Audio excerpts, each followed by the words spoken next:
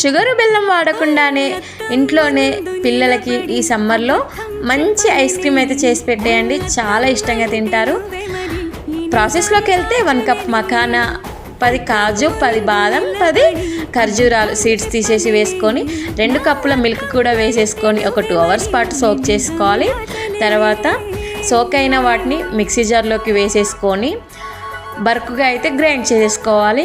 ఇదంతా ఒక బౌల్లోకి ట్రాన్స్ఫర్ చేసేసుకొని మన దగ్గర ఉన్న ఐస్ క్రీమ్ మోల్స్ కూడా తీసేసుకొని రెడీగా పెట్టేసుకోవాలి. తర్వాత మనం ఇందాక గ్రైండ్ చేసుకున్నదంతా ఈ మౌల్స్లో వేసేసుకొని క్యాప్స్ పెట్టేసి డీప్ ఫ్రిడ్జ్లో పెట్టేసి ఒక నైట్ అంతా వదిలేయండి. తర్వాత నెక్స్ట్ డే చూస్తే ఐస్ క్రీమ్స్ అయితే భలేగా రెడీ అయిపోతాయి. ఒక్కసారి తీసినాక ఒక 5 మినిట్స్ వాటర్లో పెట్టేయండి, ఐస్ క్రీమ్స్ మంచిగా ఫ్రీగా వచ్చేస్తాయి.